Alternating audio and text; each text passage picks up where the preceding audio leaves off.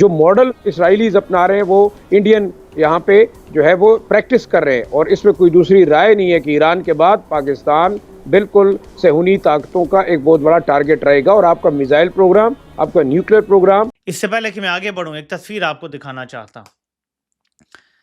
नाज़रीन, field marshal चीन जा पहुंचा है और वहां पे चाइनीज ने बहुत जलील करा, बड़ा बेइज्जत करा है। आसिम मुनीर को सामने बैठा के बोला है कि यार देखो। और इवन CNN में इसको टॉप मोस्ट स्टोरीज में ब्रेकिंग न्यूज़ के तौर पे चलाया जा रहा है। फील्ड मार्शल आसिम मुनीर का ये दौरा। हमने तो चाइनीज को वो गले से नहीं लगाया जिस तरह हमें उनको लगाना चाहिए था। क्या ईरान के पास ये कैपेसिटी है कि, क्योंकि मैं नहीं समझता, को पागल ही होगा जो ईरान पे एटमी हमला इजराइल कर दे अमेरिका। मैं ये बिल्कुल अंदाजा नहीं कर रहा। आसिम मुनीर को इतना खुल के ललकारना, उसको नायल कहना, उसको निकम्मा कहना, निकम्मा, नाकारा, निकम्मा, निठल्ले, निकम्मा, डकैत। Pakistan is currently not under martial law, but under Asim law. Asim Munir's law is prevailing in the country, and the ISI is protecting it. चोर तुम, उचक्के तुम, डकैत तुम, करप्ट तुम, नाकाम, निठल्ले, नाकारा। किसी दुनिया के मुल्क में चाइनीज के साथ ऐसे नहीं हुआ जो पाकिस्तान के साथ हुआ। वहाँ के वजीर खारजा ने बंद कमरे में एक मुलाकात की है, और उस बंद कमरे की मुलाकात में आप भी समझते हैं जहाँ पर हमारे बच्चों को कोई अगर मारता है, ये मुल्क इस्लामी मुल्क है डॉक्टर साहब, अगर मैं गलत हूँ। बेशक सर, बेशक ना। इस्लाम में क्या है? आंख के बदले आंख, हाथ का बदला हाथ। Whatever gives Asim Munir power becomes the law of this land. Asim Munir will sacrifice everything in the country for his power. Chinese यहाँ पे नहीं रहे, अब बड़े कम हैं। But let me make it clear, I will die, but I will never accept Asim Munir's kingship. भाई China का फायदा तो इंडिया उठा गया, हम तो नहीं उठाए।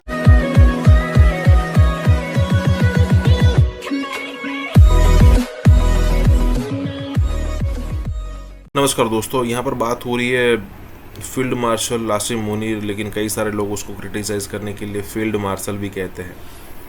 अब पता नहीं कौन सा क्राइटेरिया था जिसको फुलफ़िल करने के लिए इसको फील्ड मार्शल बना दिया है, जो भी हो। लेकिन यहाँ पर बात हो रही कि उसकी जो विज़िट है ना, वो चाइना हुई है। अब देखिए, चाइना जब Pakistani prime minister, Pakistani president, Pakistani army chief जब जाता है, तो उसका जो बॉडी लैंग्वेज है ना, वो देखने लायक होता है। हालांकि इतने वीडियोस बाहर आते नहीं हैं, लेकिन जितने भी वीडियोस आ रखे हैं ना, बॉडी लैंग्वेज देखने लायक होती है, जिसमें वो लिटरली ये फील करते हैं कि देखिए, हम जो है ना वो आपके गुलाम हैं, जैसे आप कहेंगे हम वैसा करेंगे। और वो कहता है ना, वही बस सेंटेंसेस वो रिपीट करते रहते हैं कि भाई हिमालय से ऊंची, सेहत से मीठी और समुद्र से गहरी हमारी दोस्ती है। चाइना एंटरटेन कर लेता है।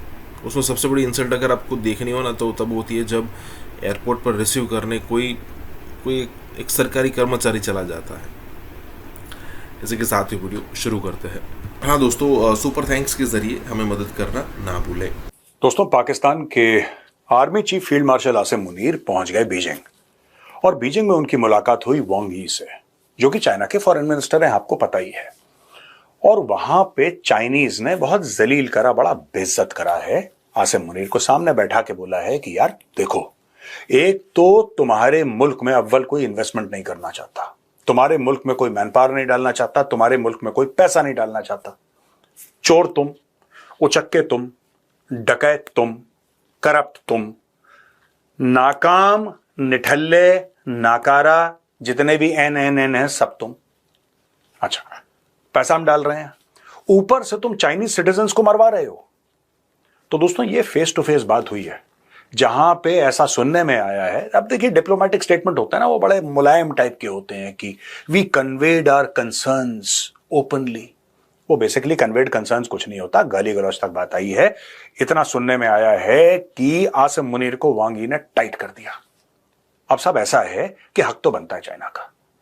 सिर्फ चाइना पाकिस्तान इकोनॉमिक कॉरिडोर में तकरीबन 35 अरब रुपए डाले हैं पाकिस्तान के अंदर, सीपैक में, जिसमें से लोगों का यह कहना है कि 80% लोन है, 80% लोन है। और उसमें से दर्जन भर से ज्यादा या 1.5 दर्जन आप मान लीजिए कि बिजली बनाने के प्रोजेक्ट्स हैं कोल फायर्ड। अब इशू क्या है इसमें दोस्तों? इशू ये है कि चाइनीज इंजीनियर्स के ऊपर लगातार दर लगातार बलोच अटैक कर रहे हैं। अब देखिए बलोच क्या कह रहे हैं। बलोच कह रहे हैं कि साहब चाइनीज तो चोर हैं और जो पाकिस्तानी पंजाबी हैं, जो इनकी रूलिंग एस्टैब्लिशमेंट है, ये डबल चोर है।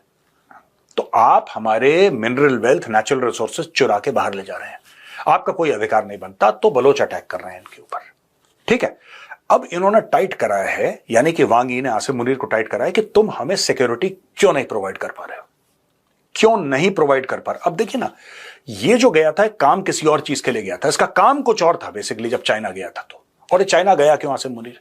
चाइना इसलिए गया क्योंकि पिछले महीने गया था डोनाल्ड ट्रंप के साथ खाना खाने। इसने रोटियां तोड़ी वहां पे मुफ्त की और यह दिखाया डोनाल्ड ट्रंप को कि देखो पाकिस्तान और अमेरिका बड़े क्लोज हैं, अब इनको बैलेंस करना पड़ेगा। ठीक है, अब आप बोलेंगे कि साहब ये जो पाकिस्तान है किस मुल्क के साथ है? बेसिकली दोस्तों, पाकिस्तान जो है वो जो उस वक्त ज्यादा बोली लगा दे पाकिस्तान उसके साथ है। मैं आपको why get into complicated geopolitics, fact ये है कि जो पैसा फेंकता है वो तमाशा देखता है। पाकिस्तान के वजीर आज़म जो है वो कल गवर्नमेंट की एक ब्रीफिंग ले रहे थे और कह रहे थे कि जनाब हमें कैसे चाइनीज़ कम्युनिटी को पाकिस्तान में सेव करना है। मतलब सवाल ये पैदा होता है कि चाइनीज़ कंपनियां जो हैं वो यहाँ से भाग गई हैं, पाकिस्तान जो है उसकी इकॉनमी जो है वो उसमें जो फॉरेन डायरेक्ट इन्वेस्टमेंट आ रही थी वो नज़र नहीं आ रही, और हम आज भी फैसले कर रहे हैं कि चाइनीज़ को हमने कैसे सिक्योर करना है। चाइनीज़ यहाँ पे नहीं रहे, अब बड़े कम हैं, और जिस तरह बलूचिस्तान की सिचुएशन बनी है, हमने तो चाइनीज़ को वो गले से नहीं लगाया जिस तरह हमें उनको लगाना चाहिए था। बीएलए ने सबसे ज़्यादा टारगेट ही चाइनीज़ को किया, और आपको पता है कि इसके पीछे कौन लोग थे। बीएलए किसकी प्रॉक्सी के तौर पे काम करते हैं। उनको पता है कि अगर चाइनीज़ पाकिस्तान में रहेंगे तो कारोबार यहाँ पे तो तरक्की होगी, और थैंक्स टू बीएलए जो है बलोच लिबरेशन आर्मी, उन्होंने उनके टारगेट में 3 बड़े टारगेट हैं, चाइनीज़, पंजाबी एंड पाकिस्तान की फ़ौज। ये 3 टारगेट हैं, और यही जो है वो आपके जो जिसे कहते हैं ना जो चीज़ों को चलाते हैं यहाँ पे। पंजाबी तो खैर नहीं चलाते, बट वो जो तासुर दिया जाता है कि जनाब पंजाब की ब्यूरोक्रेसी है, पंजाब की फ़ौज है, पंजाब की पॉलिटिकल क्लास है। ठीक है, so the point here is very clear कि हमने, चाइना बिल्कुल हमारा फ्रेंडली कंट्री है, पर हमने चाइनीज़ को कोई नहीं वो जिसे कहते हैं ना सेव किया लंबा चौड़ा। अब तो पहले होता था सी पैक की बातें होती थी, अब वो भी नहीं होती। अगर होती हैं तो मुझे बताएं। अब चाइना को भी समझ आ गई है कि ये दे आर नॉट सीरियस।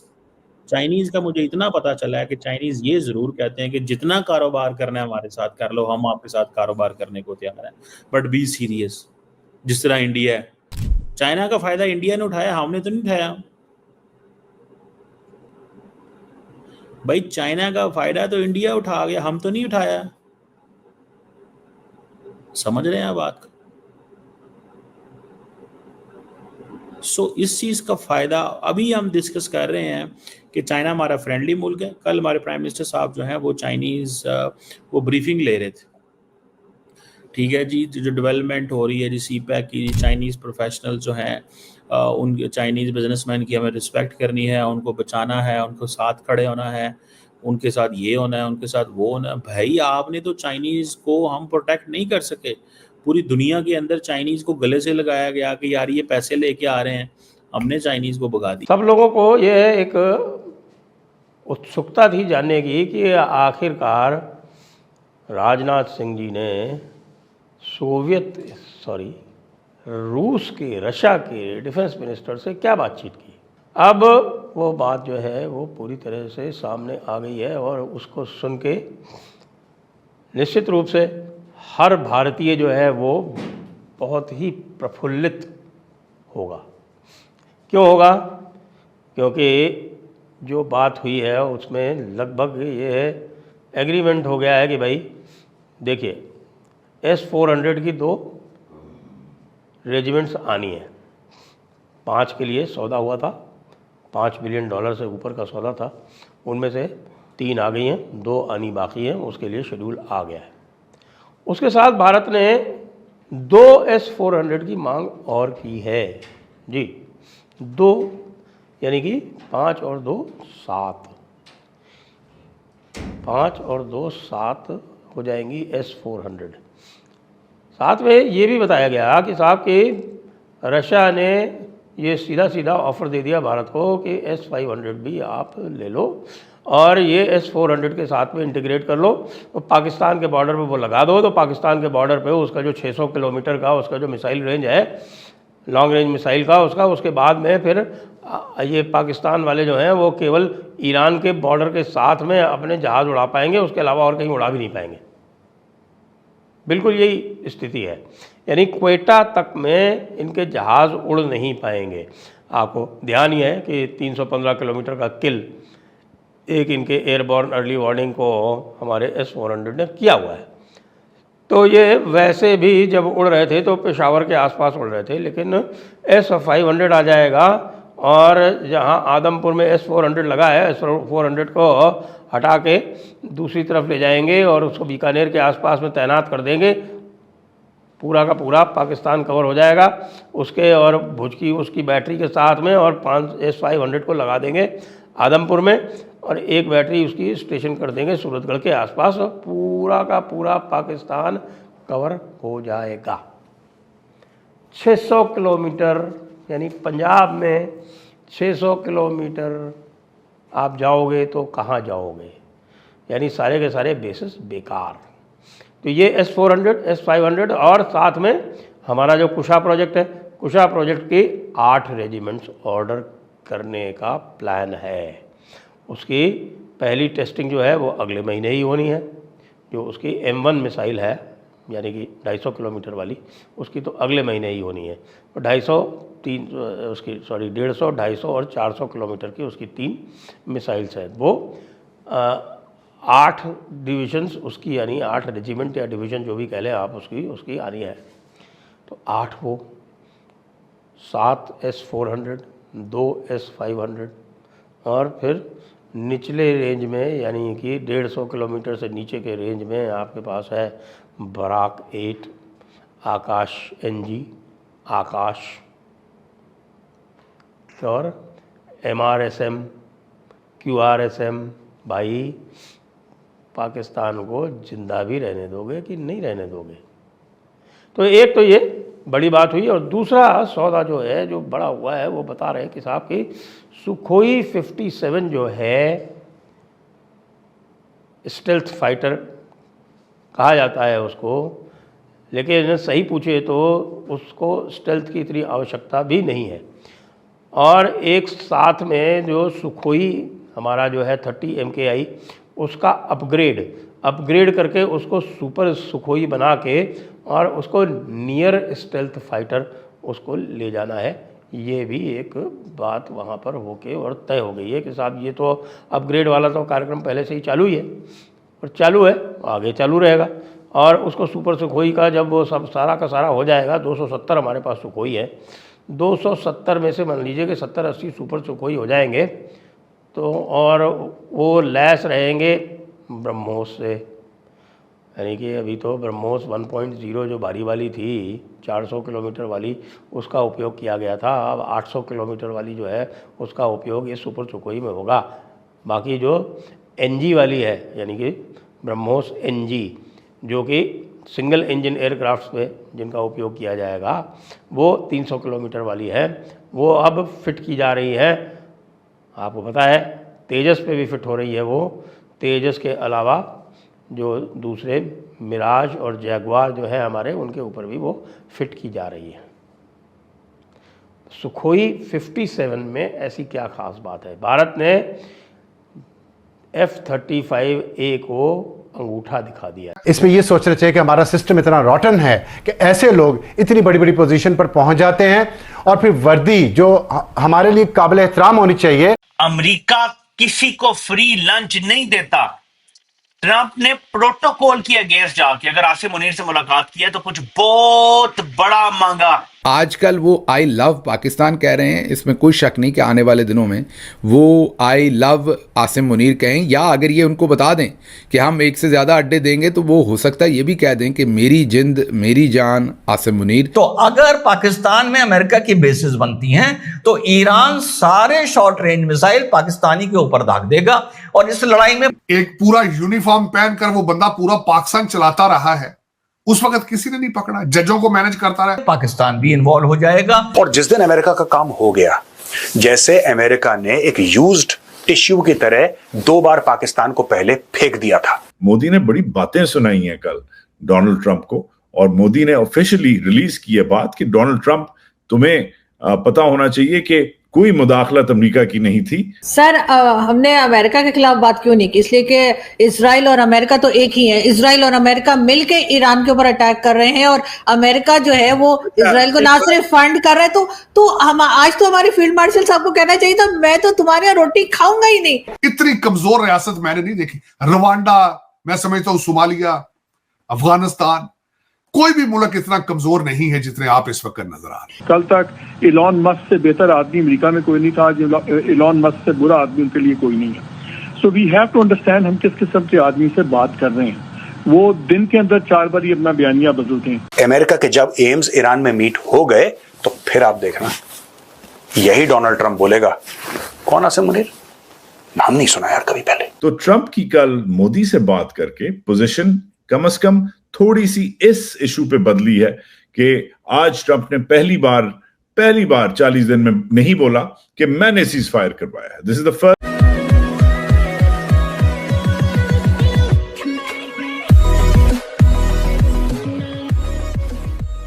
नमस्कार दोस्तों, अब यहाँ पर बात हो रही है आसिम मुनीर की, पाकिस्तान का आर्मी चीफ जिसकी यहाँ पर बात हो रही है। और बात ये हो रही है कि भाई अगर इस तरीके से इतने दिनों तक अगर आसिम मुनीर पाकिस्तान से अमेरिका जाता है और अमेरिका रहता है और उसकी अवगत होती है, तो डेफिनेटली यहाँ पर कुछ ना कुछ यहाँ पर कुछ डील की गई है, चाहे वो एयरबेस हो या फिर कहे कि कोई और चीज़ हो। भले ही पाकिस्तान के अंदर पाकिस्तानी मीडिया में इसको डिस्कस ना किया जाए या फिर पाकिस्तान की जनता को ना बताया जाए, लेकिन ये बात सच में होगी, डेफिनेटली होगी कि पाकिस्तान यहाँ पर कुछ ना कुछ अमेरिका को ऐसा दे रहा है। एक तो ऑयल वाली बात थी कि अचानक से ऑयल मिला है तो अमेरिका कूद पड़ा था बातचीत करने के अंदर, और दूसरी बात यहाँ पर ये भी हो रही है कि हो सकता है कि कोई ऐसी चीज़ दी जाए जिससे अमेरिका जो है वो मतलब कि पाकिस्तान की अवगत करने के लिए मजबूर हो जाए। जो भी हो, अगर कुछ होगा तो भी फिर भी पाकिस्तान का कुछ भला उसमें होने वाला है नहीं।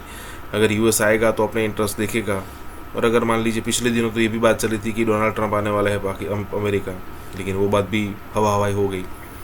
इसी के साथ ही वीडियो शुरू करते हैं। हाँ दोस्तों, सुपर थैंक्स के जरिए हमें मदद करना ना भूलें। अब ये इंडिया पाकिस्तान की वॉर के बारे में बात शुरू कर देता है।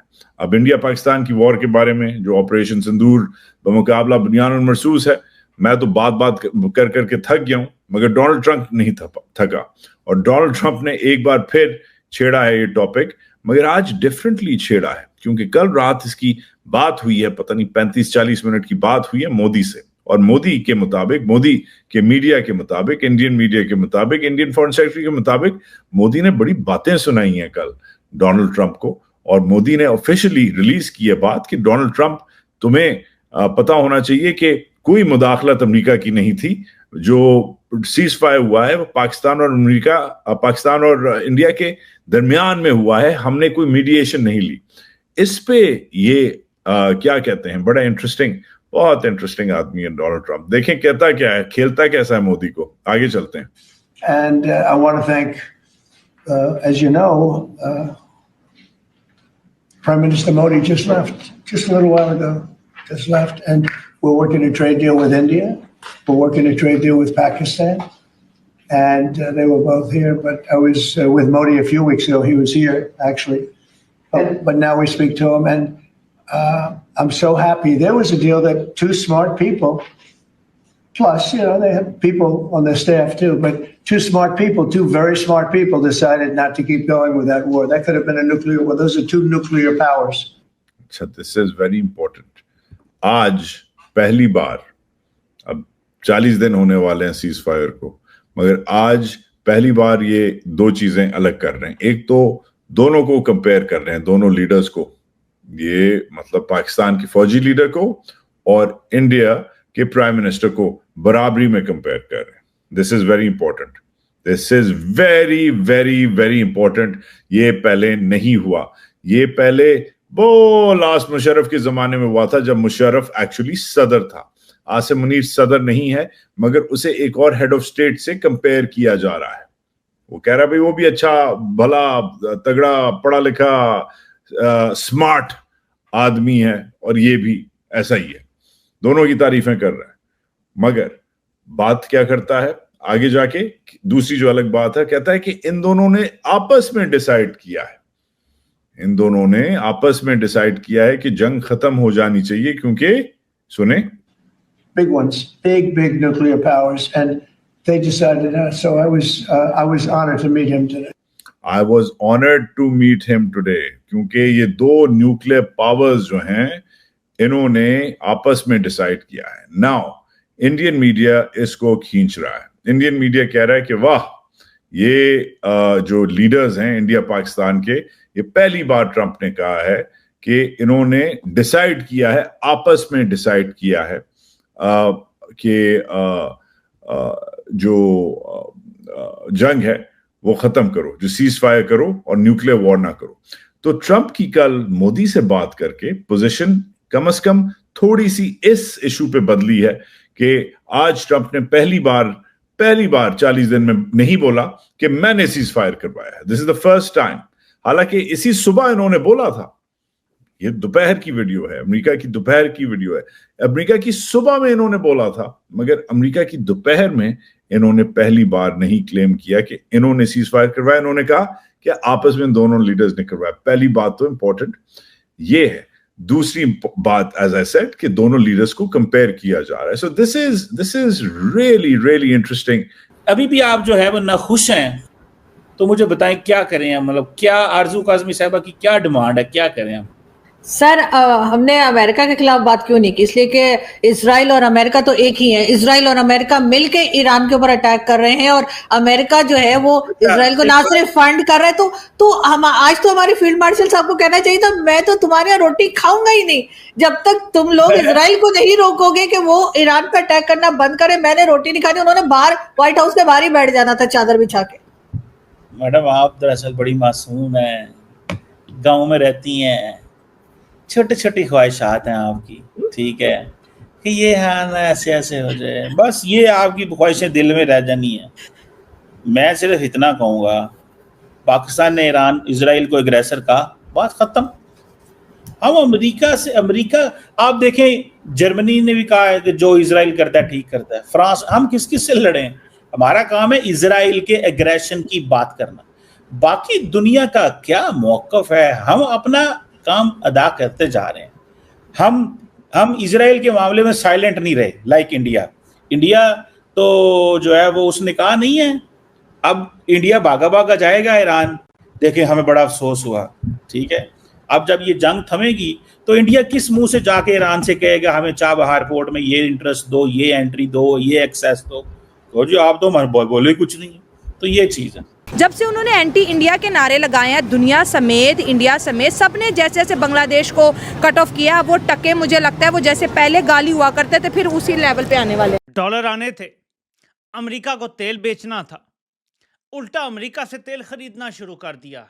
खाएं आप खजूरें खाएं, तेल आ रहा है, आप खुश हो यार, वाह वाह जबरदस्त तेल आ रहा है। तेल निकाल दूंगा मैं, पूरे पाकिस्तान का तेल निकाल दूंगा। हाँ फिर बोला कि तेल निकलना है। भाईजान ये हमें कोई पता नहीं वो तेल किधर है, और अमेरिका कह रहा है तेल है यहाँ पे। इतना बड़ा झटका लगा है कि मोदी ने कुछ भी नहीं किया, मोदी ने एक सांस नहीं ली, बट मोदी से भंगा पड़ गया भारी। ट्रंप को the US stock market crashes. उसके बाद डिसॉ कंपनी का जो शेयर्स नीचे आए हैं, अमेरिका ये अफोर्ड नहीं कर सकता, क्योंकि इस वक्त अमेरिका मागा पे चल रहा है, यानी make America great again slogan के ऊपर। अब भारत क्या कर सकता है? अमेरिका की एक दो बातें मान के और अपना टैरिफ 19% से नीचे 15 या 10% पे लगवा लेगा। कोई कब तक बर्दाश्त करेगा, कोई कब तक आपको छोड़ देगा? और अगर जो लोग ये कह रहे हैं कि मुसलमानों के खिलाफ साजिश है, ऐसी है वैसी है, आप बोलते रहिए, कोई फर्क नहीं पड़ता। कल बहुत सारे शेयर्स बहुत ज्यादा गिरे हैं। अमेजॉन जैसे 8% गिरा है, मेटा गिरा है, टेस्ला गिरा है। India is one of those countries कि अमेरिका फाइनली उनको 10-15% के दरमियान टैरिफ दे देगा। उनका ये कहना है कि भाईजान इतना ज्यादा उछलने की जरूरत क्या थी, इतने ज्यादा दावे करने की जरूरत क्या थी, जब आप 2 दिन के लिए स्टैंड नहीं ले सके। पाकिस्तान को लेने के देने पड़ जाएंगे। समझ आ रही है आपको गेम ट्रम्प की? पाकिस्तान को कुछ नहीं मिला, गिलास तोड़ा 12 आने। और यहाँ पे डोनाल्ड ट्रम्प इज मिसजजिंग और एक तरह से अपने आप को he has make a laughing stock in front of the world। आगे से मिला नहीं, पीछे से कुत्ता ले गया। ये हाल होना है इन जर्नलों का। टैलेंट तो है, टैलेंट आप देखिए, आप सैल्यूट करते हैं पाकिस्तानी टैलेंट को, पैर से भी। America is the future of India. America के साथ ताल्लुकात, America is going to remain the top 3 country for the next 100-200 years। ये तो सारे के सारे फोरकास्ट, अगर आप वो फोरकास्ट मानते हैं जो प्रेडिक्ट कर रहे हैं कि India will one day become the second biggest economy, तो वो फोरकास्ट ये भी कहते हैं कि India US will remain the third biggest.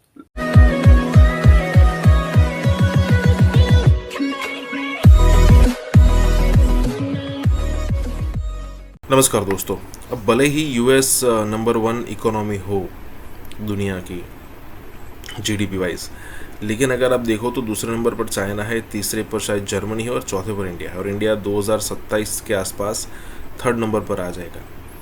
और ऐसे कंट्री की इकोनॉमी को डेड इकोनॉमी कहना, आप सही मायनों में मतलब कि आप जस्टिफाई कर रहे हो अपने आंसर को। आपका वो स्टेटमेंट भारत का ओपोजिशन लीडर जो है राहुल गांधी वो पकड़ लेता है और वो भी गवर्नमेंट पर हमला करता है।